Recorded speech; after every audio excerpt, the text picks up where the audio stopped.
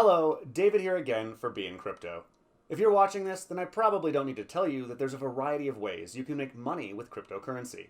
For one, just purchasing decentralized assets and letting them appreciate is simple and where most people begin their journey.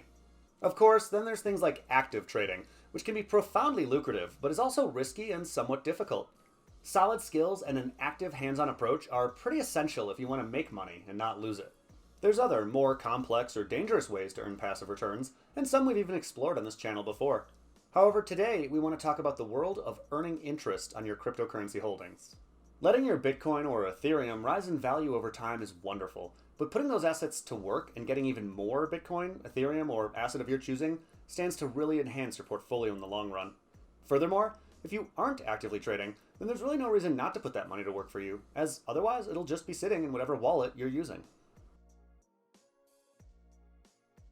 The two main areas for earning interest that we're going to explore today are lending and staking. Lending is when you allow your assets to be used by another entity and are compensated with a reward, which is what we call interest. This is how most savings accounts at traditional banks work. You aren't just storing your money, you're lending it to the bank, which is why they offer some annual return. A good bank, of course, also guarantees that you can access your funds whenever you choose to remove your money from their system. Unsurprisingly, this can all be done with cryptocurrency as well, and, depending on the asset or platform, usually with notably higher rates of return than you would ever see at a physical bank using fiat currency. Now, let's talk about staking. Staking is, for the user, going to look similar to lending, but it generally means something different at a blockchain level.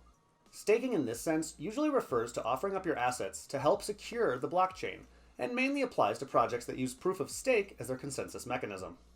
It can vary, but often the process involves locking these assets into a smart contract for a specific period of time, and can sometimes be a bit more technical than lending. However, choosing the right platform can go a long way in streamlining the steps for the user. Again, the exact rate of return will depend on the asset and platform that you use to stake it, but is often comparable to what you would see for lending.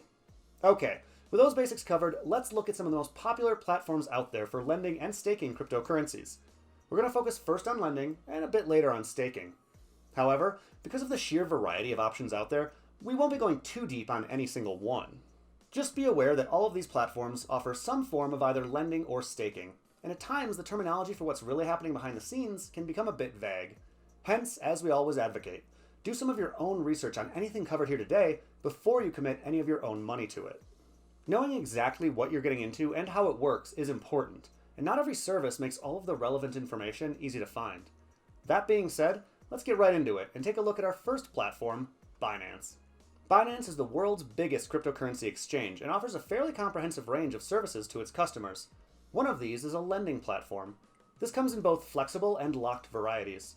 Flexible has many more options and basically means you have the freedom to transfer your deposits back out of the program at any time. However, this flexibility comes with somewhat lower returns. Locked, on the other hand, means you're committed to a certain period of time. Specifically 7, 14, 30, or 90 days. Also, locked returns are only available for the stablecoins USDT, BUSD, and USDC at this time. However, this method offers a higher return, around 6%, than the flexible method, which varies widely between assets but is usually under 4%. We'll be mentioning Binance again in a minute when we're describing staking rewards, but just know that there's a reason that this platform is so widely popular as a cryptocurrency management system. Next, we'll talk about BlockFi. BlockFi offers what are known as BlockFi interest accounts, or BIAs. All you have to do is open an account with them and deposit some cryptocurrency into it. Currently, they support Bitcoin, GUSD, USDC, and Ethereum. Simply by holding this cryptocurrency in their wallet, you can earn 8.6% interest compounded monthly on GUSD and USDC. Bitcoin will earn you 6% in the same fashion, and Ethereum returns 5.25%. Interest payments are made at the beginning of each month and are added directly into your holdings, meaning you really don't have to do anything else to begin seeing pretty attractive returns. Also, BlockFi offers an actual credit card that earns you a 1.5% reward paid in Bitcoin on every transaction made. Then there's Crypto.com. A similar concept to BlockFi, but this platform actually offers a much wider variety of supported assets, with over 30 options for earning returns. Popular cryptocurrencies, DeFi coins, and stablecoins are all available, with interest ranging from 3% all the way up to 12%. Crypto.com also offers an actual debit card, as opposed to BlockFi's credit card, that you can basically use like a prepaid card that is funded by your own cryptocurrency assets. Both returns from lending as well as rewards from the debit card are linked to how much of the native CRO token that you're holding on the platform, with, of course, larger amounts meaning better interest rates. Next up, let's look at Nexo. Nexo is a popular service that allows you to earn between 6 and 10% interest on over a dozen of the top crypto assets and stablecoins. Some perks include the fact that you can additionally earn interest on US dollars, euros, or British pounds if these funds are also held on the platform. Lastly, if at least 10% of your portfolio is held in the native Nexo tokens, you will be qualified for an even higher interest rate.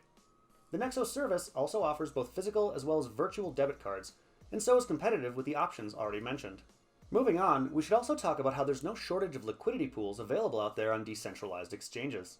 We've already talked a good deal about liquidity pools in our yield farming video, so be sure to check that out if you haven't already. However, in a nutshell, liquidity pools are basically just another form of lending.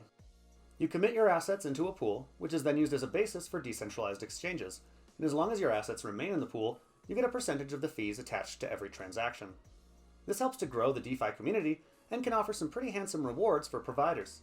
The main difference here is that all of this is being done with smart contracts in a decentralized fashion, as opposed to using an actual business as an intermediary.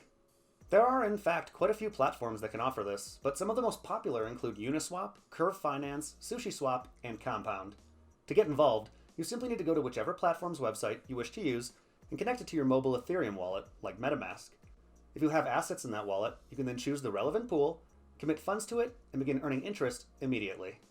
There's one more platform that we want to mention that makes earning interest easy, as well as offers a wide range of other benefits, and that's Stormgain. Stormgain is not only one of the hottest up-and-coming exchanges out there, it also has several valuable perks, such as bonuses for referrals, free cloud mining services, and as mentioned, loyalty club members will get up to 12% annual interest on their cryptocurrency deposits.